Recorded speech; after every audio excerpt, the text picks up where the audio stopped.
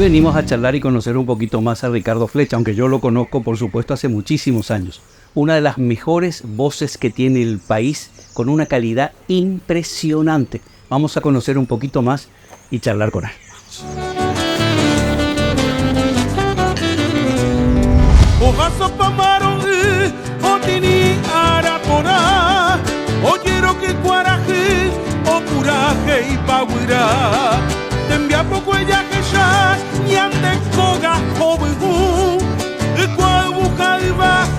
Esta noche en Únicos nos acompaña uno de los referentes más grandes en el ámbito musical de nuestro país, que junto con Humberto Rubín, mi padre, es uno de los referentes en la lucha por la libertad y la libertad de expresión. Con su voz recorrió el mundo y cantó con grandes personalidades del folclore internacional. En Únicos, un gran amigo, Ricardo Flecha. Nace en Asunción un 22 de diciembre de 1961. Nos cuenta que desde muy pequeño tuvo amor por la música gracias a su padre, justamente, que era también músico y amigo de José Asunción Flores. Cuando cumplió 9 años, en la escuela sube a cantar varias canciones y fue ahí que decidió que quería dedicarse al canto. Años después estudió canto con la profesora Aurelia Camior Lofrucio. Ricardo quería cantar como Pavarotti y fue ella que le dijo que no iba a poder cantar como Pavarotti y le dijo que mejor cante guarania y ahí lo hizo cantar. En su momento Ricardo se sintió absolutamente decepcionado, pero con el correr de los años se dio cuenta de que ella lo puso en el camino correcto y como dice él, ella le salvó la vida. Luego ingresa en el grupo Juglares a los 18 años y ahí es que se da cuenta y decide dejar sus otros trabajos y dedicarse 100% a la música. Fue perseguido durante la dictadura, incluso lo echaron del colegio por escribir un ensayo que se llamó Salvador Allende murió para que América siga viviendo. Cuando Radio Ñandutí se cerró, fue uno de los primeros que trabajó vendiendo memorias vivas junto a Humberto Rubín y muchos otros que también soñaban con ser parte de Todos por la Libertad. Cantó con grandes artistas internacionales como Mercedes Sosa, Chico Buarque, León Gieco, Silvio Rodríguez, Víctor Heredia, Toquinho y muchos más. Es autor de varios discos musicales.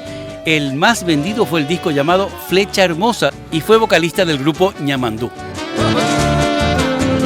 Actualmente se encuentra con Miriam Pacua, que como él dice es el amor de su vida, trabajando siempre por el arte de nuestro país. Está con varios proyectos musicales en conjunto con varios artistas.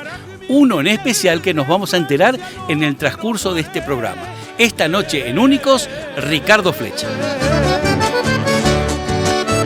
El Paraguay.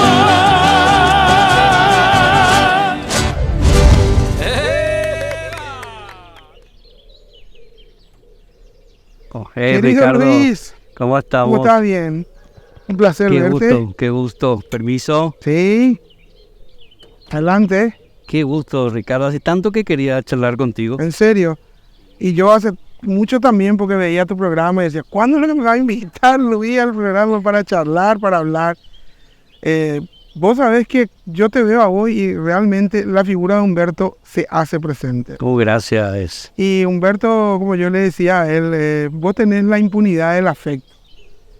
Y siempre hablábamos y jugábamos con eso porque en realidad es un hombre que inspira muchas cosas. Entonces, Papá te adoraba, te quería muchísimo, tanto como artista como persona. Papá tenía esa conjunción contigo que le llegabas de todas las maneras y eso era muy particular y especial, ¿eh? Sí, yo lo quería muchísimo.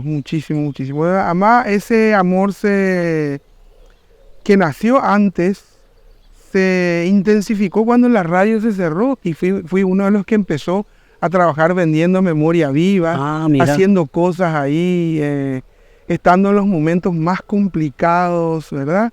Y compartir ese momento, hoy son momentos históricos y momentos importantes en la vida, no solamente de la radiofonía del Paraguay, sino la postura de un hombre que quería eso que está plasmado frente a la radio, que es Todo por la Libertad. Y yo le decía a él, antes hay que agregar a Todo por la Libertad, hay que agregarle la H de Humberto. Yo le decía, a ese cartel le falta la H, porque vos realmente hiciste muchísimo para que esto ocurra. Yo he visto cosas increíbles, gente que denostó contra él en un momento dado la dictadura, y él lo invitaba a la radio y hablaba con ellos como si nada. Eso es una lección, ¿verdad? Pues que nos diga todo. Qué bueno que diga eso, porque hay gente que quiere censurar ciertas voces nombrando a papá, y justamente papá no censuraba a nadie. Al revés. Justamente, Al revés. mal ejemplo. No, él era un tipo extraordinario. Y él entendió, porque lo vivió en carne propia, lo difícil que es ser artista, por un lado, lo difícil que es salir adelante, vivir de tu profesión. Claro. Están en un sube y baja constantemente. Sí. Y entonces tenía esa doble visión, ¿verdad? De por un lado lo que es comunicador, trabajador, hablar de libertad, pero también lo que es la lucha de un artista, y encima si va a ser un artista comprometido, sí, que era increíble la dictadura. Me molesta, esta canción no me gusta, sí, esta palabra no hay que usar. Así mismo. Qué complicado. Es muy complicado, y todo lo que pasó él con las interferencias y todo eso, ¿verdad? Pero bueno, hoy quedó ya en la historia como uno de los hombres, como uno de los próceres de este proceso de esta larga transición que tenemos, ¿verdad? Pero que le debemos también muchísimo a Humberto, ¿verdad?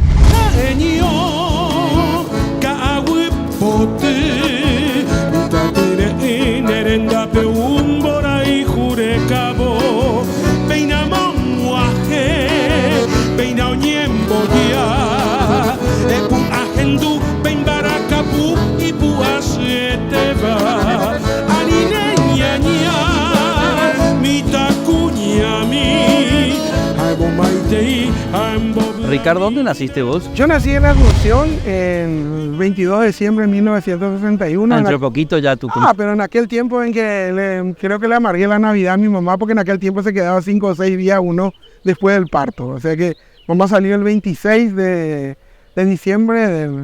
En aquel entonces uno nacía en IPS y en Trinidad. Así que le amargué un poco a mamá. ¿Cómo era el entorno familiar? ¿Cómo era tu familia donde naciste? Contame un poquito. Mi familia era una familia de escasos recursos, ¿verdad? Sobrevivíamos, mi mamá era costurera y mi papá era un obrero naval. ¿Naval? Sí, porque trabajaba en el astillero San Isidro. ¡Wow! Su primer trabajo fue en las aerolíneas argentinas, en los hidroaviones que venían al puerto. ¡Qué fuerte! ¿Verdad? Y entonces ahí, ahí empezó a trabajar y mi mamá fue una de las primeras 3 costureras de Rolando Niela, de Martel. Mirá vos. Entonces, qué vuelta da la vida. En ese contexto familiar, y debo decir que si bien faltaban algunas cosas, yo fui un niño feliz. Porque desde pequeño mi papá me inculcó el tema de la música. ¿Y por qué eso? Y porque él era un músico amateur. Sí, amateur. Imagínate, amigo de los hermanos Larramendia, amigo de José Asunción Flores. Madre mía. Y lo que son las cosas, ¿verdad? Mi mamá era prima hermana de un famoso cantante que estaba ligado a la dictadura, que se llamaba Aníbal Loera. Ah, sí, claro. ¿Entendés? Entonces, qué vuelta da la vida. Da vuelta la vida, unas cosas terribles. Familiarmente yo te puedo hablar de el caso de el hermano de mi papá, que era el jefe de la motorizada de Stroessner. O sea que, y le salió. Le salió la oveja blanca, no la negra. La blanca. Sí, ese es el contexto familiar, ¿verdad? Pero vos tenés hermanos, Ricardo. Tengo, sí, 4 vivos y uno que ya se fue, Francisco, ¿verdad? ¿Cómo era la niñez, la adolescencia? ¿Cómo transcurría? ¿Cómo era vuestra vida? Y mis hermanos dicen que a mí ya me tocó la mejor parte, ¿verdad? Porque mi mamá trabajaba allá en Martel y yo tenía, imagínate, me decía, vos te tocó la mejor parte, porque ya tenía juguetes de Miramar, por ejemplo, ¿verdad? Ah, mira. Claro, entonces yo era prácticamente un mimado, ¿verdad? Y mis hermanos realmente, sobre todo los mayores, tuvieron una infancia un poquito dura, ¿verdad?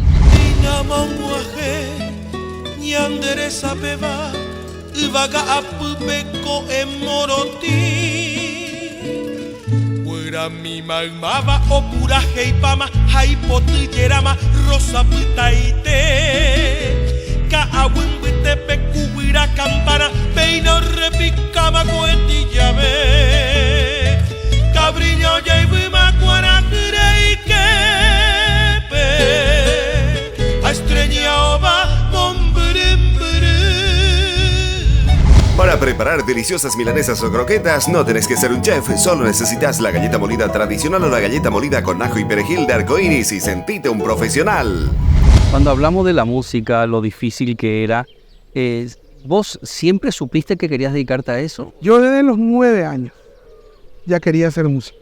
¿Y qué te decían en casa? Porque siempre hablamos, sobre todo en tiempos donde decir quiero ser mamá, quiero ser artista, papá, quiero ser artista, estás loco ¿no? ¿De qué va a vivir? ¿De qué va a comer? Nada, yo creo que les convencí a ellos cuando tenía 9 años y subí en la escuela a cantar una canción, varias canciones realmente, 3. A mi papá le encantaba Carlos Gardel, entonces yo me peinaba como Carlos Gardel, ¿verdad? Ahí tengo una foto subido a una mesa con un saquito y unos zapatitos. Saquito, por supuesto, hecho por mamá. ¿verdad? Claro. Y subido a una mesa recitando o cantando. Y estuve en un acto cultural en la escuela San Antonio, ahí cerca de Saconia. Y recuerdo que canté, me acuerdo muy bien porque se lo conté a Gloria también, a Gloria Rubí. Canté una canción de Leo Dan, canté una canción de Palito Ortega y canté una canción de los Beatles, que era Hey You, pero una versión en español. Ese fue mi... Tan chiquitito. Tan chiquitito, sí. Y ya a los 9. ¿Pero vos estudiabas canto? ¿Cómo fue? No, canto estudié después, mucho después. O sea, todo era natural. Todo era natural porque tenía un hermano que compraba los discos de Music Hall y ponía los discos y yo escuchaba, tal vez. Así que tengo una anécdota bastante emotiva. Cuando yo quiero grabar una canción con Chico Buarque, le digo a Chico Buarque, quiero grabar esta canción en guaraní y en portugués y en español, y que se llama La Banda. Me dijo, pero la banda, me dijo, ¿por qué La Banda? Hace 40 años que no canto esa canción. Y viste los artistas que de repente le piden mucho y se cansan. Entonces te explico por qué. Entonces le empecé a explicar que yo estaba enfermo. Al lado de la cama de mi mamá y de mi papá estaba la cuna, y yo tenía 6 años, estaba enfermo. Y mi papá me ponía el disco de La Banda. Claro. Que famosísimo en el año 67, 68 estaba. Y se me quedó esa canción. Entonces cuando se dio la oportunidad de grabar con Chico Buarque, le pedí. Y esa anécdota le conmovió a él. Y la entendió. Y la entendió y la grabamos juntos. Qué lindo. Y la grabamos juntos. Mira qué fuerte como la música te llegó al alma con 6 años. ¿Vamos para allá? Sí, vamos. Y te llegó al alma la música con 6 años, ¿verdad? Sí, me llegó. Te caló. Hay cosas que no se olvidan y te asocian a cierta época de tu vida. Sí. Y la música, si yo quiero recordar algo, recuerdo mi pasaje por la música. Entonces me ubica en el tiempo y en el momento en que quiero contar alguna anécdota o quiero sentir. ¿Lo ubicas musicalmente? Sí, lo ubico musicalmente. Qué interesante es. Vamos para adentro. Dale. Akamoroti inyasa poetisa bu ojere uruguayo mai betu pereri hoy puso mai que so jaime o mañana betu aku hoy peyo y piroyeca hoy que tiba tembe o makatu wara que cañe irbi a pereri betu kue hoy peyo arende a opa katati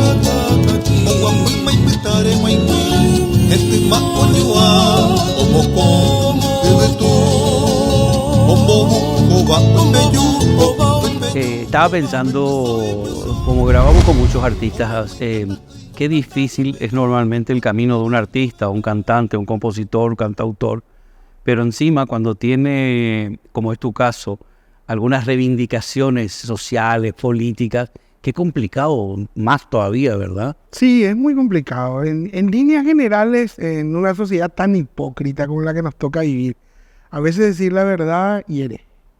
Creo que nos pasa a todos los que de alguna manera tenemos un pensamiento y queremos expresarlo. En el caso mío, que es expresar a través de la música. Entonces, cuesta un poco, como vos decís, en muchos aspectos, ¿verdad? Cuesta conseguir auspiciantes para hacer un concierto, cuesta conseguir auspiciantes, pero en este caso ahora que estamos haciendo programas de radio, porque uno tiene una posición y la expresa, porque finalmente, ¿verdad? Es por lo que luchamos durante mucho tiempo, ¿verdad? Por tener la libertad de expresión, por poder decir lo que pensamos. Yo creo que los artistas, por lo menos para mí, un artista tiene que ser un cronista de su tiempo. O sea, A mí me parece fantástico que aquel artista que puede resumir en una canción lo que le pasa a su sociedad, lo que le pasa a él o lo que está pasando en el mundo. Yo siempre recuerdo una anécdota fantástica, la de Picasso, cuando la Gestapo mira el cuadro de la Guernica y pregunta quién hizo esto, y la contestación de Picasso, ustedes. Qué fuerte. Claro, porque lo único que hizo Picasso es pintar el horror, ¿verdad? De, sí, lo, hacer un reflejar de lo que se venía, ¿verdad? Y bueno, yo creo que el artista tiene que ser así, ¿verdad? Está bien el arte que pueda, no sé, divertirnos, bailar, pero tiene que haber un arte también que nos haga pensar, y que eso a veces es complicado en una sociedad tan hipócrita como la que nos toca vivir.